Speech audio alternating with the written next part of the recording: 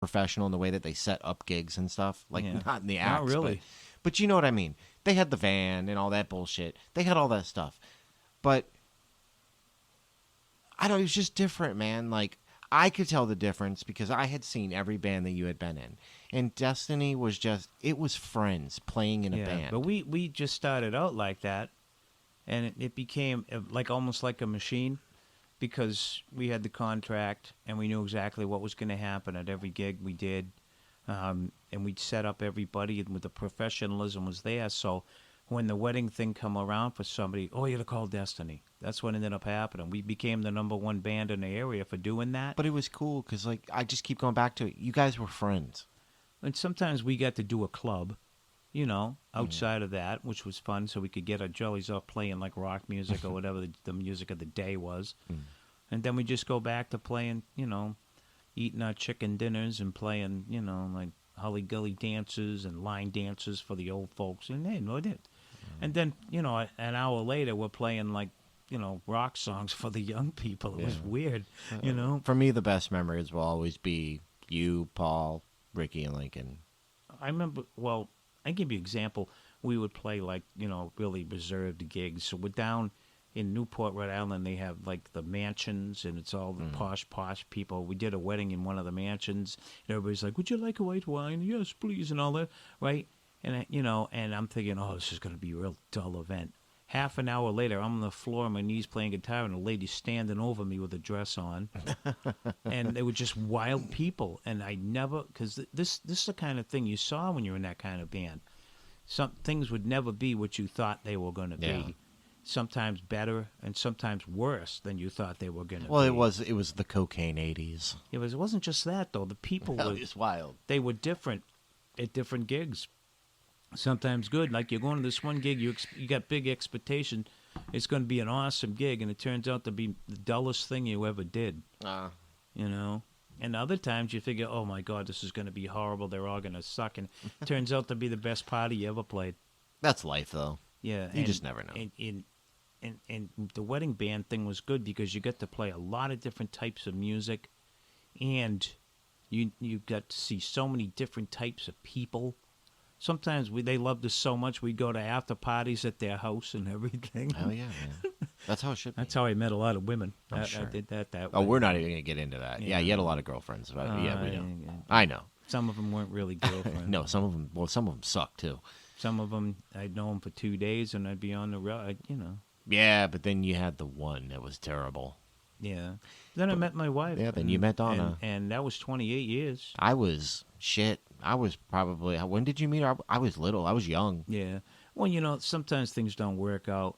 Like I was with your mother. Yeah. And, God forgive me, I know I love you, and I'm glad you're here. Mm-hmm. But that was something that should have never happened. I agree. That would have been like not marrying her and paying my child support for you and seeing you. That's what that should have been. Yeah, absolutely. Because, it just wasn't meant to be. Yeah, yeah. I went through a whole slew of women that but some of them good. I went and met this girl in Brockton, too, Phyllis. She was outstanding, but it wasn't meant to be. I went out with her for almost a year or two, and didn't work out. I don't remember a lot of them. I remember Blonde Donna, and then my stepmother. Sue. So I do remember her, kind of. Yeah, she was a nice girl, but there was an alcohol problem, and she died pretty much the way I figured she would. Yeah. On the back of some guy's motorcycle, and they were drinking, and she got killed. Yeah, that's terrible. And that's kind of how So I went through a slew of just not going to happen. It wasn't meant to be until I met Donna, and I had no intention of meeting someone. That's how it Neither did happened. she, and it just kind of happened. And I went to her house one day, another day, and then another day, and I never actually left. Yeah. 28 years later, she passed away after that 28 years of marriage. But I never once did not go to, I was always with her. Yeah. So, that's how it was with the women, until her, I just didn't really, I wasn't interested in anything long term. That's how it is, though. When you're not looking is when you seem to find it. Yeah, I didn't really want to be with half the women I was with. Yeah. And, after a while, sometimes I would actually tell girls back in the day, in the 80s, hey, listen, yeah, we can go out, but I'm going to tell you something. I don't know if I'll be with you 2 days, 2 weeks, 2 years, and it's not you. If I do it, Well, I me. thought I could change yours. What gave you that idea? Oh, I my told you God. up front that was the way it was. Man, that's a historic thing. Throughout the ages, that's been the thing girls think they can do is change you. Well, it didn't happen. Well, Donna did change me slightly, but I was always me.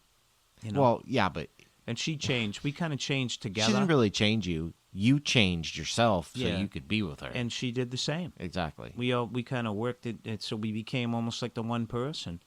And even when she passed away, people thought I'd have a harder time than I did Yeah. because it was just one of those things. There was another point in my life where I did something, and it was really good. And now it's time to just go to the next chapter. And No big deal. now we're here.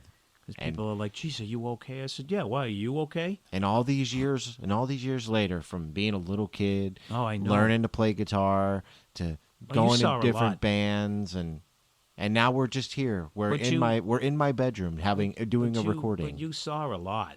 I did. You're I one saw of a the lot. few people that has seen a lot. I mean, my wife saw a lot. Trust me. Yeah, but I was around years before she was. I know. I've seen seen she, everything since the '80s, man, the early '80s. I used to love it. She goes, "Oh, I hope you're not going to meet any women." I'd say, "It's that old adage. What wives think we do." And it shows a picture of yeah. a bunch of girls and drugs and booze, and they're all Yeah. hanging all over you. And then the next picture is what we actually do. You see a really depressed guy moving equipment. That's what really That's happened. the truth. Everybody said, "Oh, you're gonna have all these great parties after the gig," but No, there I'm I am at 2 a.m. Yeah. pushing this equipment, Spending into an the hour van. wrapping up chords. And then we'd be down in Lincoln's Cellar at 3 a.m. passing around a bottle of whiskey, talking about, "Oh, what a night, huh?" Yeah. Yeah. And I can attest to this because I've seen this. And This we'd is be really like- how it was. We'd be like, "Yeah, I got to do it all again tomorrow. We got a wedding at 12." And I'd be like, "Oh, fuck me." We go to bed and sleep like 4 or 5 in the morning, sleep till about 9 o'clock, get up and start heading to the next wedding. For sure. And we did that sometimes. Oh, man. And I just think it's crazy because, like, we're on episode 3 now of your story. And, I mean, we've covered everything. So much more to learn, man. Yeah, man. But Every time I tell you something, it's stuff you never knew about me. Yeah, I do know a lot, though. But I know a now I'm lot at of the stories. point, you take the gig if you have it, yeah. If I don't get one, that's fine, too. You know, I love to play guitar, but it's never going to be a dream I chase. I'm 41, man. Well, let me tell you something. Playing for me now is playing for the love of the art Yeah. and singing, It's for I could sing to the empty room just to myself now and play guitar. It's for the love of it now. So I sure. actually play better and sing better than I ever have because it's only for the love Yeah. of it. Well, it's because you're doing it because you want to do it. Yeah, and when I played the solo gig near the end, that's the whole point. When I told myself the last time I was going out that I was going to play what I wanted to play, and if people come, they didn't like it, tough shit. I would just keep playing the music I did because there'd be enough people that like it that it wouldn't matter. Yeah.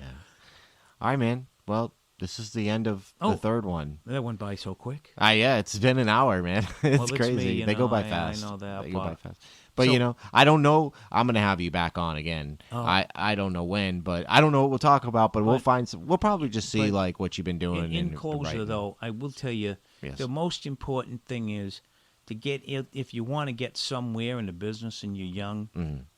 just keep playing and just doing what you like and make sure it's the kind of music you want to play and you're enjoying yourself and try to get yourself out there in the business, but never lose sight of the fact that you want to enjoy what you're doing and why you did this in the first place. Don't ever lose track of that because then you're lost. Solid. Those are good words. I'm going to leave it on that. Yeah. Thanks for coming on, Pop. Oh, thank you for having me. Yes, sir. Thank you for listening to Break On Through Podcast. Please follow us on Instagram at breakonthrough_pod and on Twitter at Break On Through Podcast. All music was done by myself on guitar and Justin Keith on drums. Follow him on Facebook and Twitch at UWU Mothman.